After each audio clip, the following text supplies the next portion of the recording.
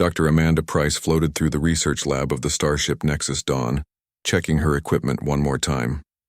The ship had been traveling through space for 3 months now, looking for new planets with interesting plant life. Amanda loved her job as a xenobiologist. She got to study plants from worlds that humans had never seen before. The ship was home to many different alien species. Her closest friend was Kessithur, a tall reptilian creature from the Vorthak homeworld. His green scales caught the light as he moved, and his yellow eyes always seemed curious about everything. Then there was Prism Singer, a being made of living crystal who worked as the ship's engineer.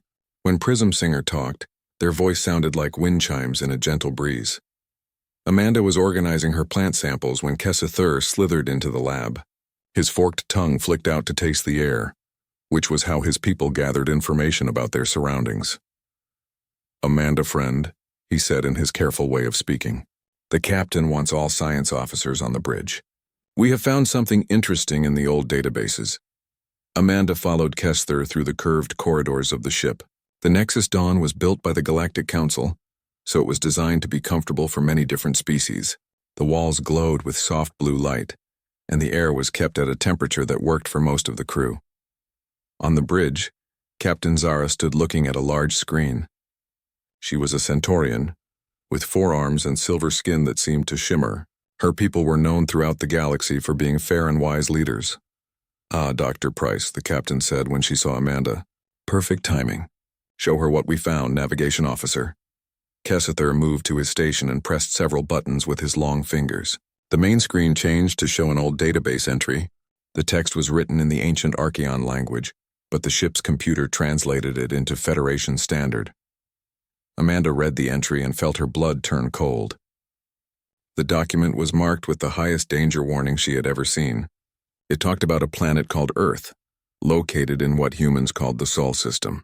But what made Amanda's heart race were the details about the planet's deadly plant life. The entry described a fruit that grew on the planet's surface. The Archeons called it the Crimson Death Sphere. According to their research, this fruit was so poisonous that it could kill most known sentient species within minutes of eating it. The fruit was described as red, roughly round and growing on small plants close to the ground. Amanda knew exactly what fruit the Archeons were describing. It was a strawberry.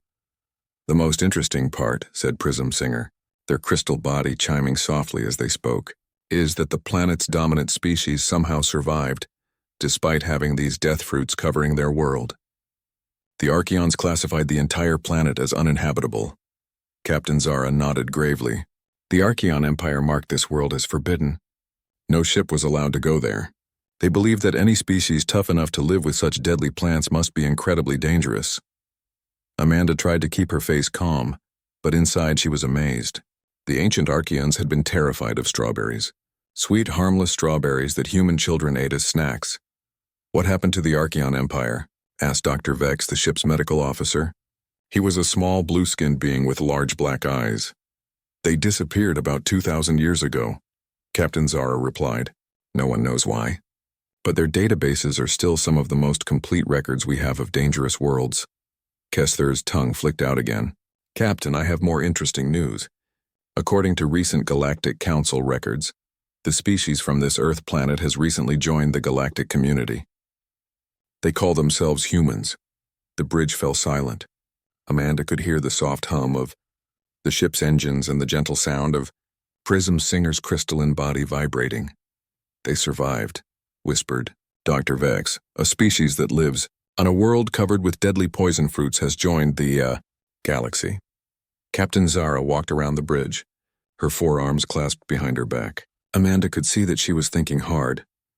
"This changes everything," the captain said finally. "We need to study these humans and understand how they survived on such a deadly world. Dr. Price, I want you to lead a research mission to Earth."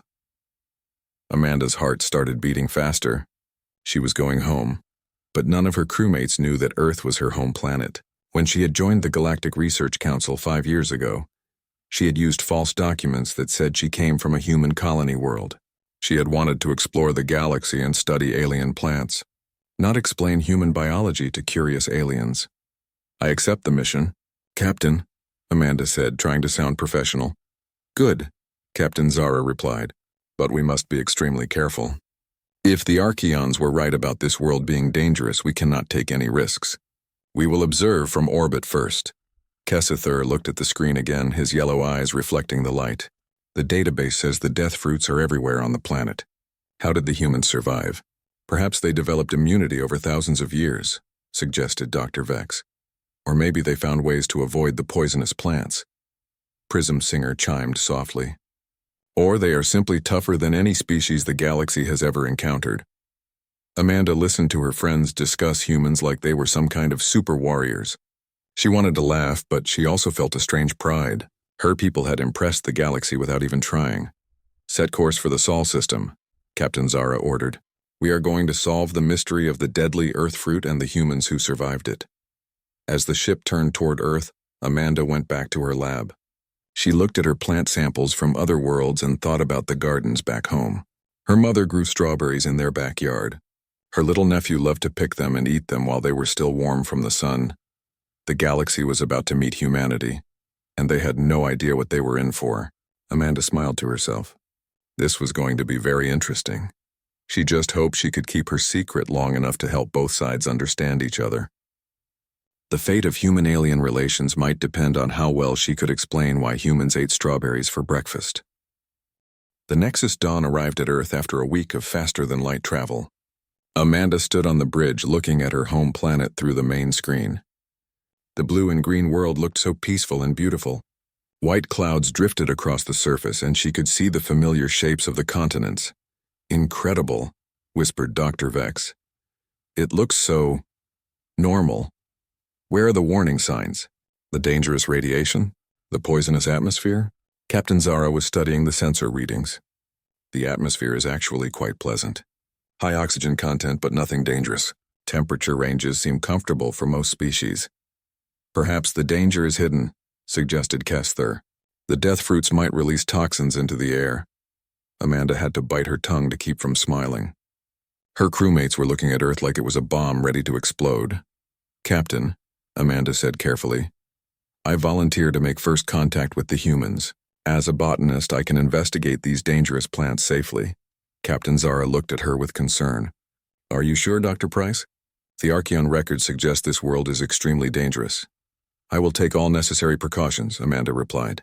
Full environmental suit, emergency beacon, medical monitoring. If the humans survived here, I should be able to conduct a brief study. After much discussion, the captain agreed. Amanda prepared for her mission, putting on a standard environmental suit that would protect her from any dangerous plants or toxins. Of course, she did not need the protection, but she had to maintain her cover. The shuttle landed at a research facility in California. Amanda had contacted the facility ahead of time, requesting to meet with their head botanist. She had not told them she was from an alien ship. As far as the humans knew, she was just another researcher from a distant human colony. Dr. Kevin Martinez met her at the landing pad. He was a tall man with brown hair and a friendly smile. He wore simple clothes, just a t-shirt and jeans, which made Amanda's environmental suit seem very dramatic. Dr. Price, welcome to Earth, Kevin said, shaking her gloved hand. I got your message about studying our agricultural techniques. I have to say, your equipment looks very advanced. What colony are you from? A distant one, Amanda said vaguely. I am particularly interested in your dangerous plants, Kevin laughed. Dangerous plants? Well, we have some poisonous mushrooms and a few toxic flowers, but I would not call them particularly dangerous. Are you thinking about something specific? Amanda's heart raced. I am interested in your red fruits, the round ones that grow close to the ground. Oh, you mean strawberries. Kevin's face lit up with enthusiasm. You have come to the right place. We have some of the best strawberry fields in the state. Come on, I will show you. Above them, orbiting in space, the crew of the Nexus Dawn watched through their sensors. They saw Amanda walking with a human toward what their instruments detected as a field full of the deadly crimson death spheres. She is so brave, Prism Singer chimed softly, walking directly toward the poison field. The human appears to be leading her there willingly, observed Kessither. Perhaps they use the death fruits as some kind of weapon or test. Kevin led Amanda to a large greenhouse first. Inside, rows of strawberry plants grew in carefully maintained beds. The red berries hung from the green plants like tiny lanterns. These are our premium strawberries, Kevin explained proudly. Sweet, juicy, and perfect for eating fresh. Without any hesitation, he reached down and picked a large red strawberry. Would you like to try one? Amanda stared at the strawberry in Kevin's hand. Through her helmet radio, she could hear gasps from the crew orbiting above. He is offering her a death fruit. Dr. Vex's voice crackled through her earpiece. Amanda, do not accept it. But before Amanda could respond, Kevin did something that made the entire alien crew fall silent with shock. He bit into the strawberry and ate it. Delicious, he said, chewing happily. We grew these using a new irrigation system that makes them extra sweet. In space, the crew of the Nexus Dawn watched in amazement as the human consumed what they believed was a deadly poison. They expected to see him collapse, convulse, or show some sign of the toxin taking effect. Instead, Kevin just smiled and picked another strawberry. The human just ate a death fruit, Kessither whispered. And he is still alive. More than alive, Captain Zara said in wonder. He appears to be enjoying it. Kevin continued the tour, showing Amanda different varieties of strawberries. He ate several more during their walk, explaining the differences in taste and texture. From his perspective, he was just sharing his passion for agriculture with a fellow scientist. He had no idea that alien observers in space were watching him consume what they considered to be biological weapons. We also grow these strawberries outdoors, Kevin said, leading Amanda to a field behind the greenhouse. The plants are hardier when they grow in natural soil. The field stretched out before them, covered with thousands of strawberry plants. Red berries dotted the green rows like drops of blood. To the aliens watching from space, it looked like a minefield of death. Kevin walked casually between the rows, occasionally picking and eating berries as he explained his growing techniques. The key is good soil preparation and proper spacing, he said. These plants have been growing here for generations. Amanda listened to Kevin talk about crop rotation and fertilizer, while her alien crewmates became more and more amazed. In their minds, they were watching a being who had evolved to be immune to deadly toxins, casually strolling through a field of poison while eating the very fruits that could kill most of the galaxy's species. Dr. Price, Kevin said suddenly, you have not taken off your environmental suit. Are you feeling all right? The air quality here is excellent. I am fine, Amanda said quickly. Just being careful. This is all very fascinating. Kevin nodded understandingly. Colony worlds can have different atmospheric conditions. Take your time getting used to Earth's environment. As they walked back toward the research facility, Kevin picked a handful of strawberries and put them in a small basket. Here, take these back to your ship. Fresh Earth strawberries are hard to find in the outer colonies. Amanda accepted the basket with trembling hands. She was holding what her crewmates believed to be a collection of deadly weapons. Thank you, she managed to say. This has been very educational. Anytime, Kevin replied. I love sharing knowledge about Earth agriculture.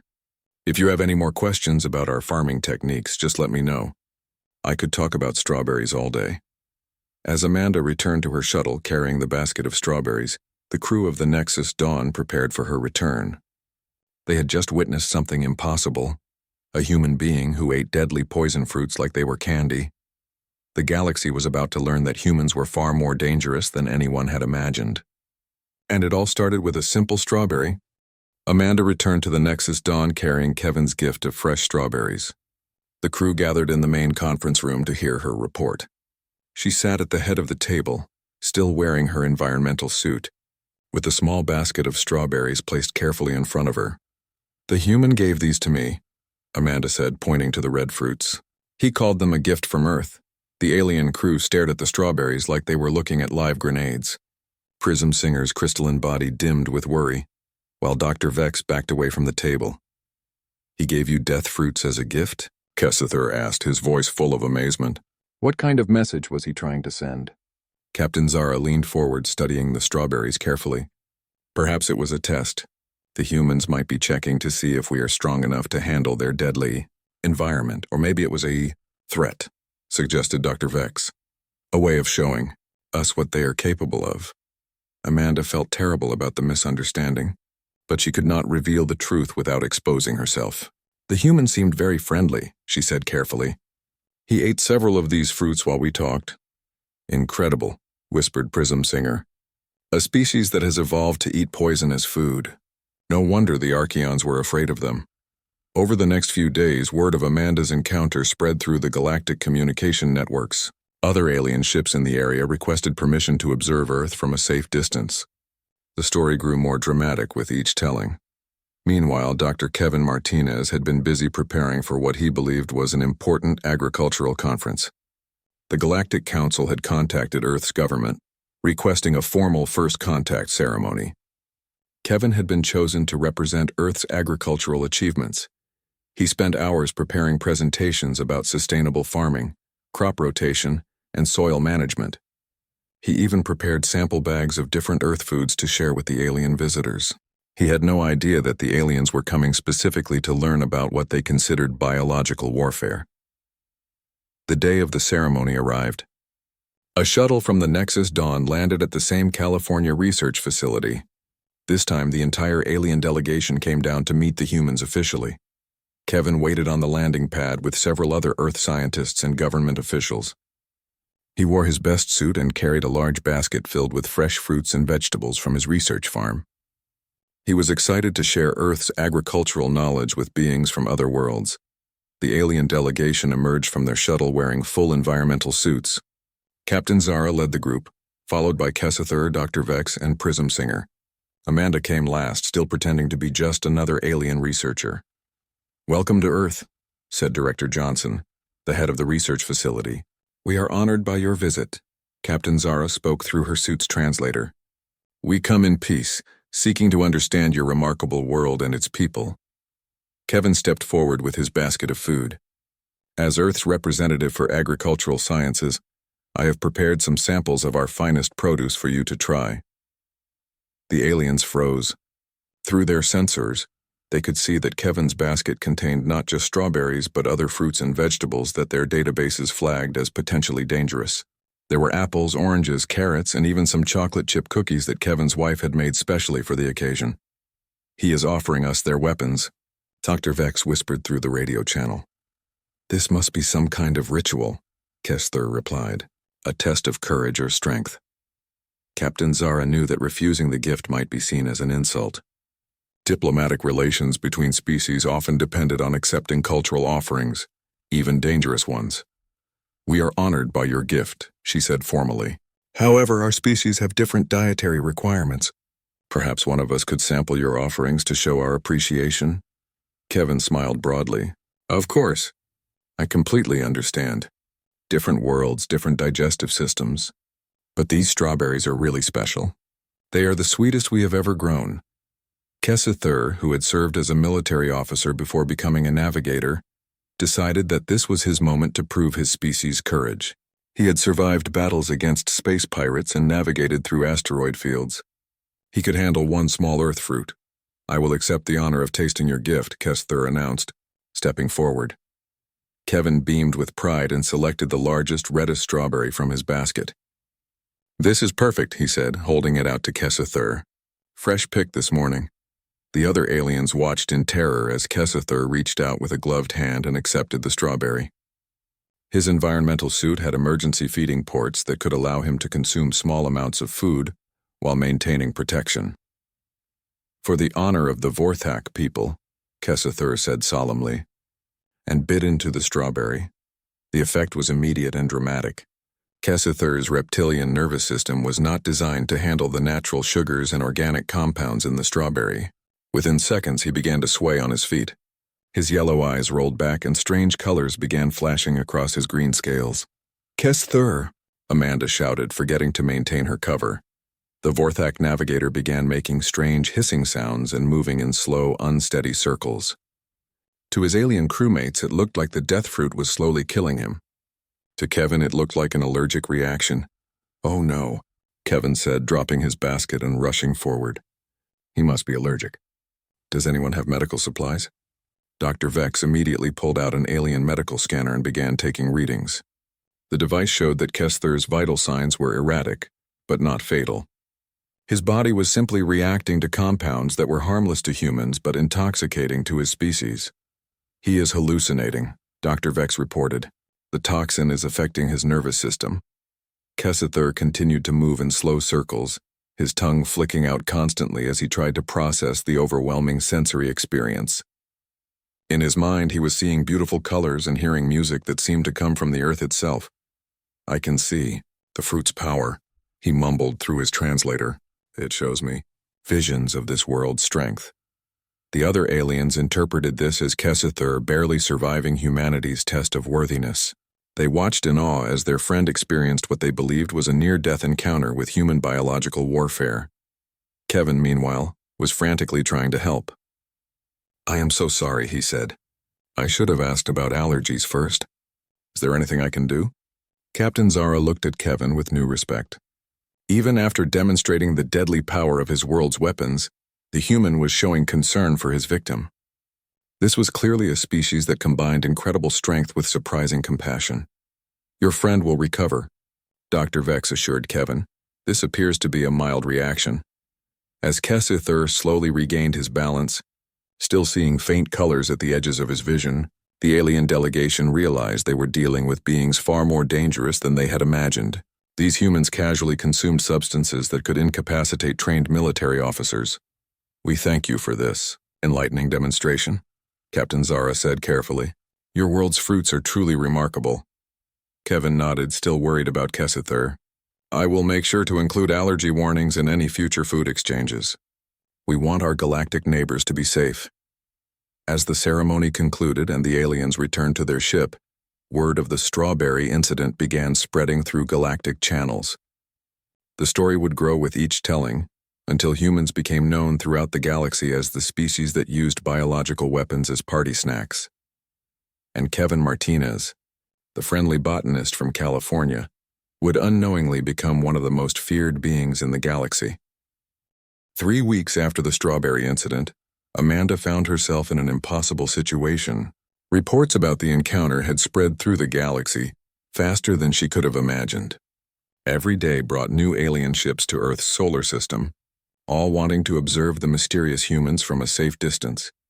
The Galactic Council had classified Earth as a Class X biological hazard zone after receiving Kesethur's report.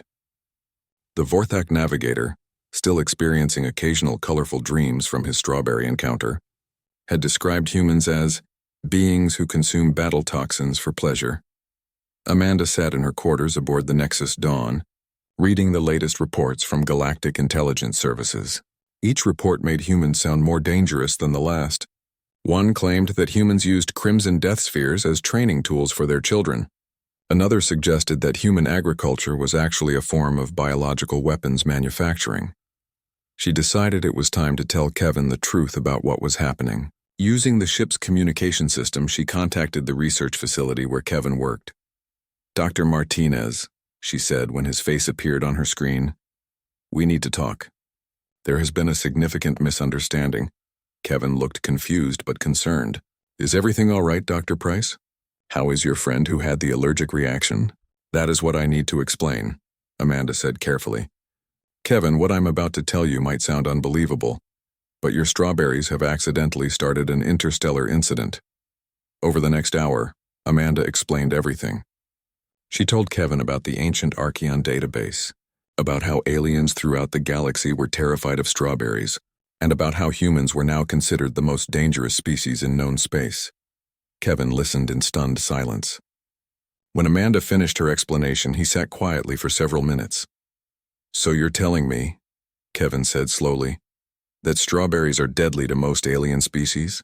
"Not deadly," Amanda corrected, "but toxic enough to cause serious reactions. And it's not just strawberries, Kevin. We've been researching Earth's biology more carefully. Most of the foods you eat every day would be dangerous to other species." To prove her point, Amanda had Dr. Lisa Chang join their conversation. Lisa worked as a biochemist at Kevin's research facility and had been helping Amanda understand human biology from an alien perspective. "It's incredible," Lisa said, looking at her research notes. "Chocolate contains compounds that would be toxic to most carbon-based life forms. Coffee has stimulants that would cause heart failure in species with different cardiovascular systems. Even simple things like onions and garlic contain chemicals that other species can't process."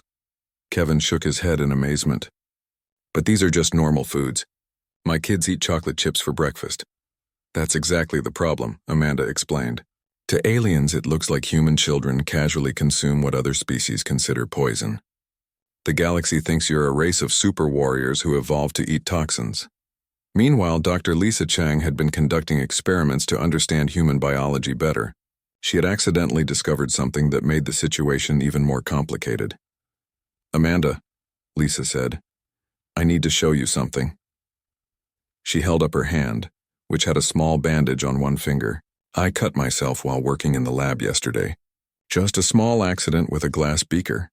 Amanda looked at the bandage, not understanding why this was important. "The cut is already almost completely healed," Lisa continued. "In 24 hours, I went from having a deep cut to barely having a scar. I checked our medical databases, and this kind of healing speed is impossible for most alien species." Amanda felt a chill run through her. She remembered how slowly Kessither had healed from minor injuries during their travels together. What humans considered normal healing was apparently superhuman by galactic standards. "There's more," Lisa said. "I've been studying human immune systems. We fight off viruses and bacteria that would kill other species. We survive in temperature ranges that most aliens consider extreme. We even process radiation levels that other species find dangerous." Kevin listened to this conversation with growing amazement. "Are you saying that humans are actually as tough as the aliens think we are?" "Not intentionally," Amanda replied. "But yes, Earth is what the galaxy calls a death world. The environmental pressures that shaped human evolution created a species that is incredibly resilient by galactic standards." The truth was becoming clear. Humans were not warriors or conquerors, but they were the product of evolutionary forces that would have destroyed most other species. Every adaptation that helped humans survive on Earth made them seem impossibly powerful to aliens who came from gentler worlds. As word spread through the galaxy about Earth's true nature, the reactions were mixed. Some species viewed humans with fear, worrying that such a tough species might become aggressive. Others saw humans as potential allies who could survive in dangerous environments that no other species could explore. The Galactic Council called an emergency session to discuss what they now called the human situation. Representatives from hundreds of worlds gathered to debate how to handle contact with a species that accidentally terrified everyone by eating lunch. Captain Zara attended the council meeting as an expert witness, since her crew had made first contact with Earth. She tried to explain that humans seemed peaceful and friendly, but her testimony was undermined by reports of their incredible biological capabilities. "They offered us their weapons as gifts," testified a diplomat from the Centaurian Republic. "And when one of our crew members barely survived testing their power, the humans showed concern for his welfare. This suggests a species that combines devastating strength with sophisticated psychological warfare tactics." Amanda watched the proceedings from Earth, feeling helpless as the misunderstandings grew worse. The galaxy was working itself into a panic over a species that just wanted to share strawberries and make friends. But the most surprising development came when the Galactic Defense Force issued their report on humanity's potential as allies. Instead of recommending isolation or containment, they suggested that humans might be exactly what the galaxy needed. "For centuries," the report stated, "we have avoided exploring dangerous regions of space because no known species could survive there. The humans appear to have evolved specifically to thrive in such environments. With human allies, we could explore worlds that have been forbidden since the beginning of galactic civilization." The galaxy was beginning to realize that humanity's accidental reputation for danger might actually be their greatest gift to interstellar civilization. The beings who ate poison for breakfast might be the key to unlocking the universe's most dangerous secrets, and it all started because Kevin Martinez wanted to share his prize-winning strawberries with new friends. 6 months after the first contact incident, Kevin Martinez found himself in a situation he never could have imagined. The Galactic Council had invited him to address their assembly as Earth's representative for advanced biological warfare and survival techniques. Kevin stood in his hotel room on the space station, New Geneva, looking at the speech he had prepared. The title on his presentation folder read, "Sustainable Agriculture and the Nutritional Benefits of Earth Produce." He had no idea that the galaxy expected him to talk about weapons. Amanda knocked on his door, still serving as his unofficial translator and guide to galactic politics. Over the past months, she had finally revealed her true identity as a human who had been living among aliens for years. "Are you ready for this?" she asked as Kevin opened the door. Kevin held up his speech notes and shook his head. Amanda, I'm a farmer. I grow strawberries and study soil composition. How did I become some kind of galactic military expert? Because the universe has a sense of humor. Amanda replied with a smile. Don't worry. Just be yourself. Tell them about your work like you always do. The truth will eventually sort itself out. They walked together through the corridors of the space station. Kevin marveled at the different alien species they passed. Some were tall and graceful, others short and sturdy. A few looked like living gems or moving plants, but all of them stepped aside when they saw Kevin approaching. Why do they all look at me like that? Kevin asked quietly. Because you're famous, Amanda explained. The story of the strawberry incident has been told and retold across the galaxy. You're known as the human who defeated a trained Vorthak warrior with a single piece of fruit. I didn't defeat anyone, Kevin protested. Poor Kessither just had an allergic reaction. Try explaining that to beings who think strawberries are biological weapons, Amanda said. They entered the great assembly hall of the Galactic Council. Representatives from over 300 worlds filled the vast chamber. Kevin felt very small standing at the speaker's podium, looking out at hundreds of alien faces. Captain Zara, now serving as the council's expert on human affairs, introduced him to the assembly. Honored delegates, she said, her forearms gesturing dramatically. Today we hear from Kevin Martinez, the human who demonstrated his species' mastery over the deadly biological agents of the deathworld Earth. Kevin stepped up to the microphone, cleared his throat, and began his presentation. Thank you all for having me, he said. I'm here today to talk about sustainable farming and how we can use strawberries to improve nutrition across the galaxy. A murmur of amazement rippled through the assembly. The human was going to share the secrets of weaponizing the dreaded death fruits, Kevin continued, completely unaware of the misunderstanding. Strawberries are an excellent source of vitamin C and antioxidants. They're easy to grow and can thrive in many different soil conditions. He clicked to his first slide, which showed a peaceful strawberry field under a blue Earth sky. To the assembled aliens, it looked like a military installation disguised as farmland. The key to successful strawberry cultivation, Kevin explained, is proper soil preparation. You need good drainage, plenty of organic matter, and the right pH balance. As Kevin spoke about crop rotation, fertilizer schedules, and pest management, the alien delegates listened with rapt attention. They interpreted his farming techniques as advanced military strategies for producing biological weapons. Crop rotation prevents soil depletion and reduces disease, Kevin said, showing a chart of his planting schedule. We alternate strawberries with nitrogen-fixing plants like beans and peas. A delegate from the Rigelian Empire raised a tentacle. Question for the human expert. How do you prevent your warriors from being affected by the toxins during training exercises? Kevin looked confused. Warriors? Oh, you mean the farm workers? Well, we just wash our hands after handling the plants and avoid eating too many strawberries at once. Too much of anything can give you a stomachache. The delegates gasped. The human casually spoke of consuming multiple death fruits as if it were a minor inconvenience. The presentation continued for an hour, with Kevin enthusiastically explaining every aspect of strawberry farming. He talked about pollination, irrigation systems, and storage techniques. The aliens hung on every word, believing they were learning the secrets of humanity's most fearsome weapons. In conclusion, Kevin said, reaching the end of his presentation, I believe that strawberries and other earth fruits can play a valuable role in improving galactic nutrition and food security. With proper cultivation techniques, many worlds could benefit from these nutritious and delicious crops. The assembly erupted in discussion. Delegates whispered among themselves in dozens of different languages. Finally, the council president, a wise old being from the Andromedan Collective, called for order. Mr. Martinez, the president said, your presentation has been most enlightening. However, we must address a crucial concern. What safeguards do you propose to prevent these biological agents from being used for harmful purposes? Kevin looked genuinely puzzled. Harmful purposes? I'm sorry, I don't understand. What could be harmful about strawberries? The question that followed changed everything. A delegate from a world that had suffered under biological warfare stood up. Human Martinez, the delegate said, my people once faced an enemy who used poisonous plants as weapons. Many of my ancestors died. When we hear about your death fruits, we fear the same fate. How can we trust that these strawberries will not be used to hurt us? For the first time, Kevin truly understood the fear he had been causing. These beings were not amazed by human strength. They were terrified of human weapons. His innocent love of farming had been misinterpreted as expertise in biological warfare. Kevin set down his notes and spoke from his heart. "I am so sorry," he said, his voice carrying clearly through the great hall.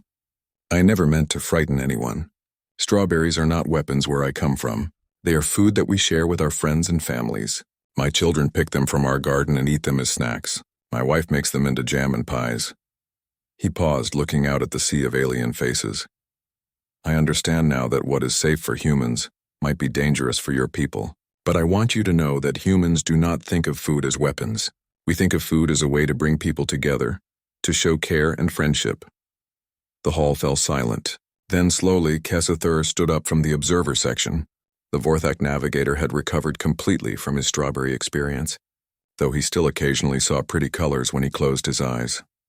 "I can confirm this," Kessathur said, his translator carrying his words to every corner of the hall.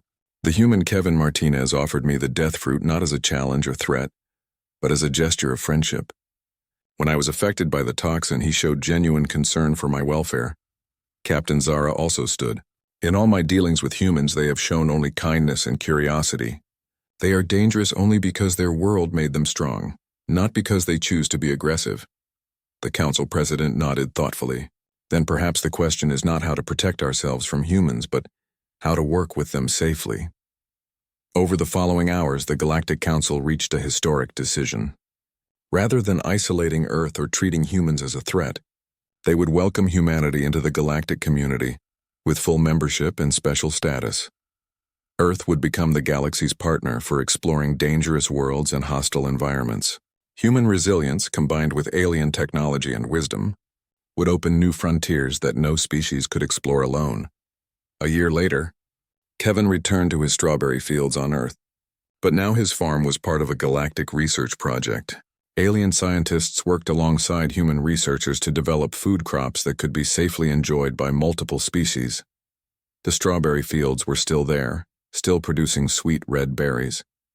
But now they also grew new hybrid fruits designed for alien biology. Purple berries for the Centaurians, crystalline fruits that the mineral-based species could consume, and even gas-based nutrition pods for species that did not eat solid food. Amanda visited the farm regularly, now serving as Earth's ambassador to the Galactic Council. She often found Kevin in his fields, still happily growing strawberries and sharing them with anyone who wanted to try them. "Any regrets about becoming the galaxy's most famous farmer?" she asked during one visit. Kevin picked a ripe strawberry and bit into it just as he had done on the day that changed everything. "Not really," he said with a smile. "I always wanted to share Earth's bounty with as many people as possible. I just never imagined how far that sharing would reach." Above them, alien ships came and went from the orbital research station that now circled Earth. The galaxy had learned to fear the deadly Earth fruit. But more importantly, they had learned to appreciate the humans who grew them. And somewhere in the vast archives of the Galactic Council, Kevin's presentation about sustainable strawberry farming was filed under Advanced Xenobiology and Interspecies Cooperation, a much better classification than biological warfare techniques. The Sci Universe had found its gardeners, and they came bearing fruit.